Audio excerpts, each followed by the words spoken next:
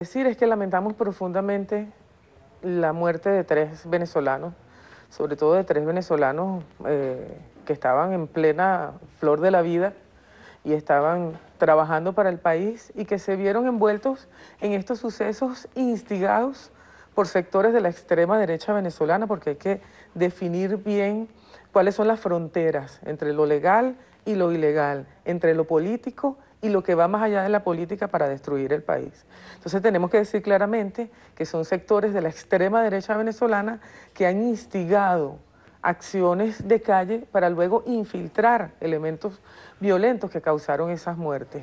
Las responsabilidades están claras. Nosotros lamentamos muchísimo que estos 3 venezolanos, Juan Montoya, Basilda Costa y un joven que falleció anoche, también en Chacao, Roberto Redman, las familias estén el día de hoy enlutadas, y queremos desde aquí, en principio, hacer un llamado y sumarnos al llamado que hizo ayer el presidente Nicolás Maduro a la familia venezolana, a las madres venezolanas. La violencia no es el camino para ninguna salida política, ni en Venezuela ni en ningún país. Esos sectores políticos de la extrema derecha están reiterando un esquema que ya conocemos en Venezuela, un esquema que nos ha dejado solamente pérdidas, solamente muertes y solamente dolor. Cada vez que hay una derrota electoral, un sector político de extrema derecha intenta esta estrategia que conocemos en Venezuela como la guarimba. Lo ha hecho, lo hizo después del 14 de abril, lo hicieron en cada uno de los 18 procesos electorales que han salido vencidos, salen con este esquema. Por eso yo quiero responsabilizar el día de hoy al dirigente de Voluntad Popular, Leopoldo López, por las muertes de estos 3 venezolanos. ¿Cuáles son las pruebas que ustedes pudieran tener o que desde la Asamblea Nacional se pudieran estar manejando como indicios de que el dirigente de la oposición, Leopoldo López, pudiera tener responsabilidad de estos hechos de violencia? Bueno, sus propias palabras y sus propias acciones, porque no ha tenido ningún empacho en decir abiertamente a través de medios de comunicación que estos hechos, los de ayer, los violentos, los que causaron muerte, los que hoy tienen destrozada la sede de la Fiscalía General de la República, la sede de la Dirección Ejecutiva de la Magistratura, los que incendiaron ayer las calles del municipio Chacao, intentaron incendiar el Jardín Botánico, esos hechos, según este señor Leopoldo López, van a continuar hasta que el gobierno termine.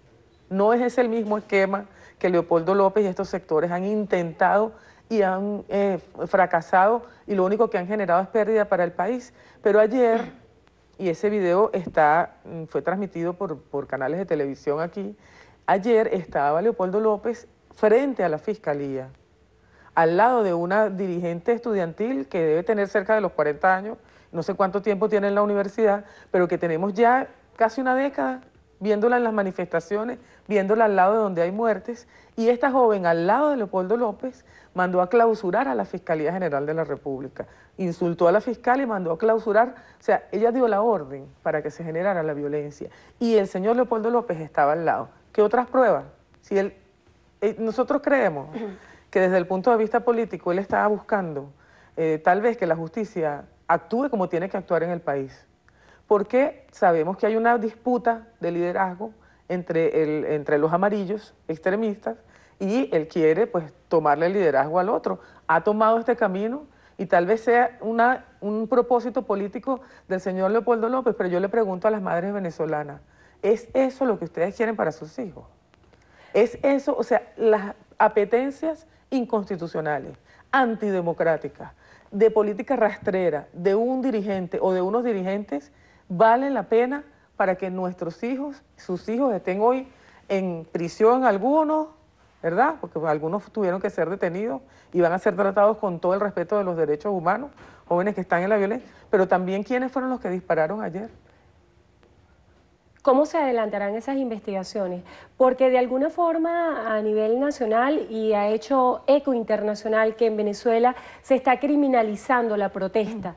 ¿Cómo hacer para que los venezolanos tengan derecho a protestar y a disentir de manera pacífica? Bueno, es que aquí la protesta está garantizada. La prueba es que aquí hubo sucesos terribles en el pasado, incluso sucesos que sacaron de la presidencia al comandante Chávez, al líder de la revolución, y aquí no se suspendieron garantías constitucionales. Aquí todo el que quiera salir a protestar pacíficamente tiene el derecho garantizado, porque se ve además en el día a día. Lo que ocurrió ayer no fue una protesta pacífica. Lo que ocurrió ayer tiene el Estado venezolano la responsabilidad de frenarlos, porque lo que quería ese sector político se dio ayer, que es la muerte de venezolanos. ¿Cuál es el propósito final? Enfrentar a venezolanos con venezolanos. Es lo que ha buscado siempre este sector que quiere llegar al poder por vías no democráticas. A mí me complace, o sea, me da no me complace, me da una luz de esperanza, que algunos sectores de oposición ayer claramente se deslindaron de esa política. Y algunos sectores, alguna dirigencia estudiantil opositora, dijo que no iba a salir hoy a la calle, que iba a reflexionar, porque esa es una situación que nadie quiere. Yo creo que ese es el camino. A los violentos hay que aislarlos. Y hay que aislarlos porque son un mal en la sociedad, porque no hay ningún proyecto político. ¿Hasta cuándo Leopoldo López va a seguir subvirtiendo el orden nacional? ¿O no fue él el alcalde que protegió todos los sucesos de la Plaza Altamira, donde también hubo muerte? ¿Hasta cuándo la impunidad? Por eso, muy bien han hecho las autoridades en decir que quien incumpla la ley, sí, y estaban también dentro de la residencia. Y esta mujer valiente, como somos la venezolana, ¿verdad?, salió a enfrentarlos, a calmar la situación, y lo que recibió fueron pedradas e insultos.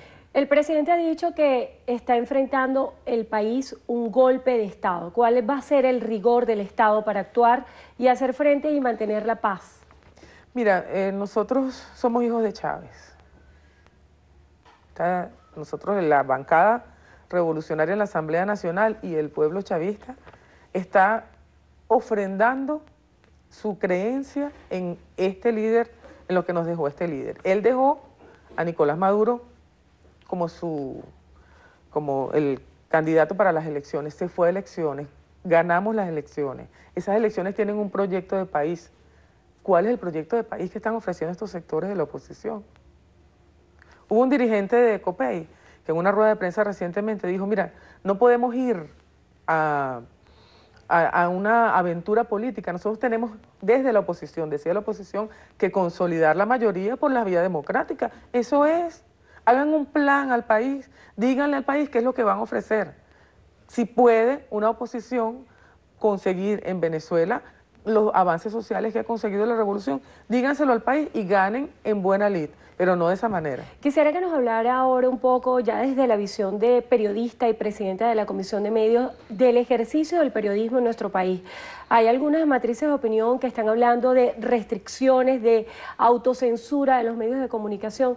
Yo quisiera que usted nos hablara específicamente de lo que sucedió y la medida que tomó el día de ayer Conatel contra un canal de cable NTN 24. Quisiera que nos hablara un poco si en Venezuela está garantizado el ejercicio del periodismo y la libertad de prensa. Mira, nosotros, yo creo que como venezolanos hemos tenido que aprender de la historia reciente, ¿verdad? Hemos vivido momentos, sucesos terribles para el país. Producto de esos sucesos se redactó aquí la Ley de Responsabilidad Social en Radio y Televisión. Y fíjate que se llama responsabilidad social en radio y televisión, porque ningún ciudadano, sea donde trabaje, ni porque sea periodista, ni porque esté como estás tú ahora delante de las cámaras de un canal de televisión, puede estar al margen de la ley. Esa ley, pero también la Constitución de la República, dice que tú no puedes hacer apología del delito, que tú no puedes incitar al odio, que tú no puedes generar zozobra en la población, que tú no puedes llamar a subvertir el orden institucional, y eso fue lo que hizo ayer la dirigencia política irresponsable, ¿verdad?, y cobarde, porque tenemos que decirlo. Quien se mascara detrás de la boina de unos muchachos, de unos estudiantes universitarios para subvertir el orden, está cometiendo un acto de cobardía política vergonzoso. Pero además, los medios de comunicación tienen esa responsabilidad y las leyes están hechas en este país para cumplirse. No queremos nosotros, porque además aquí todos los medios de comunicación transmitieron la información. Este canal transmitió la información. Los canales nacionales transmitieron, BTV transmitió la información, Televen transmitió la información.